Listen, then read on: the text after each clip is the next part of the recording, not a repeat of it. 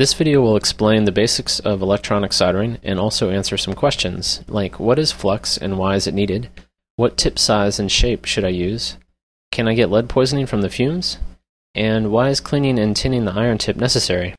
First, this is what not to do. Putting solder on the iron first and then trying to carry it over to the joint and scrape it off.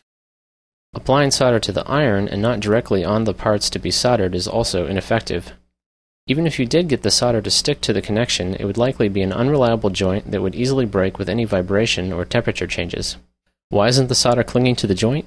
Two reasons. Solder won't adhere to parts that aren't hot enough or parts that are covered with dirt or oxidation.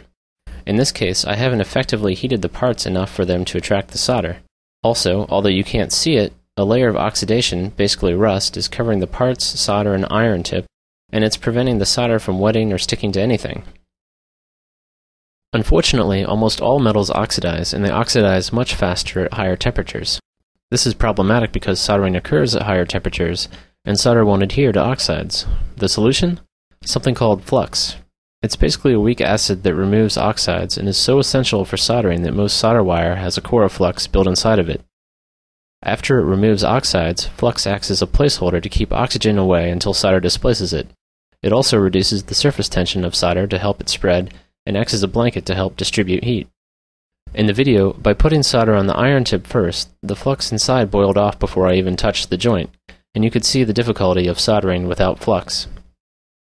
When you apply fresh solder to an iron, the fumes are actually from the flux boiling, not the lead. Lead boils at over 3,000 degrees Fahrenheit, and typical soldering temperatures are only between 600 and 750 degrees. However, if you do get the solder past 850 degrees, the lead will more readily atomize in the small particles that will indeed float in the fumes. You're unlikely to get lead poisoning from soldering at typical temperatures, but the fumes are still not harmless. Long-term exposure to solder fumes has been cited as one of the leading causes of occupational asthma. Here's the correct way to solder a joint. First, I recommend using a clamp to hold the work and clinching or bending the component leads so that it doesn't move while you're soldering. Also, clip the leads before soldering because doing so afterwards can crack joints.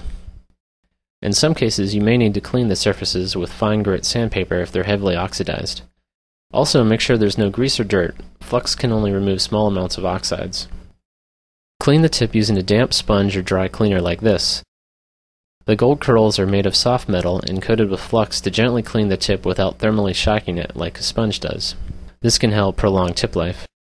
It's important to have a clean tip because oxides and charcoal flux residues significantly reduce the tip's ability to heat up the connection. These oxides become harder with time and heat, so it's a good idea to clean the tip every time you pick up the iron.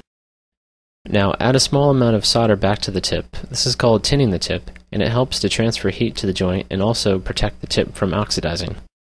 Now place the iron so that it can heat up both the component and the pad, and add a small amount of solder in between the tip and connection like so. This acts as a heat bridge to transfer heat more quickly to the connection. Now apply solder to the opposite side of the connection. There are two reasons you do this.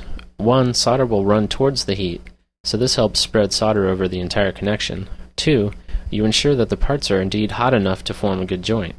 In a good joint, solder doesn't just freeze around the components, it actually forms a metallurgical bond with them. Tin in the solder chemically reacts with copper in the connection to form a connecting layer. This only happens if the components are hot enough, and you ensure this by melting the solder directly on them. Try to keep a fresh supply of flux in the connection by continuously adding solder. Remove the solder wire, and then the iron shortly after. Cover the iron tip thoroughly with solder before putting it back in its stand to keep the iron tip from oxidizing. Ideally, the connection should take only about 2 to 5 seconds to make for typical small components. If you're using lead-free solder, it'll take longer because the solder doesn't wet or cling to metals as quickly.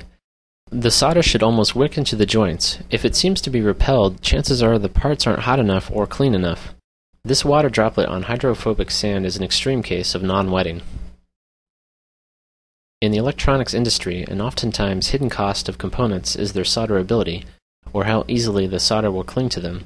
Components that have been sitting on the shelf for a long time build up oxidation layers that can make soldering very difficult and require more aggressive fluxes.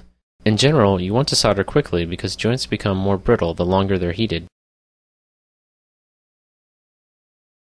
Parts can also overheat. It's a good idea to add a heatsink in between the joint and component for especially sensitive parts like some diodes and transistors.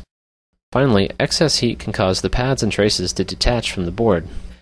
After the joint is made, it's a good idea to clean it with alcohol or some other cleaner to remove flux residues, which can be corrosive and eat away at the board over time. This pump bottle conveniently dispenses a small amount of alcohol when pressed down by the brush and keeps the remainder from evaporating. Some fluxes are labeled no clean and may not require cleaning, and others may require water instead of alcohol. See the manufacturer's recommendations. The ideal amount of solder will be enough to thoroughly cover the joint, but still let you see the outline of the wires inside so you can make sure the solder adhered to them correctly. The solder should smoothly meet all the surfaces, almost forming a ramp, and should be shiny in appearance, unless you're using lead-free solder. If the joint is dull and the solder didn't smoothly meet the surfaces, chances are you have what's called a cold joint, where either the target parts weren't hot enough or they were dirty or oxidized, and the solder didn't bond with the metal. It's important that the joint not move while the solder is cooling, otherwise you may get a joint with a rough surface that looks disturbed or cracked. These joints and cold ones may feel solid at first, but are likely to break under vibration or compression and expansion from temperature changes. Worse, these connections can work intermittently and be extremely hard to track down later. You want to use the largest tip that allows you to reach and heat only a single joint. As a rule of thumb, choose one that's slightly smaller than the pad you're soldering to. A larger tip helps transfer heat faster and also acts as a larger reservoir of heat so the tip doesn't cool off while the joint is being made. A chisel-shaped tip can heat faster because it has a greater surface area with which to contact the parts. More pictures and videos can be found at curiousinventor.com/howtosolder. Corrections and feedback are appreciated.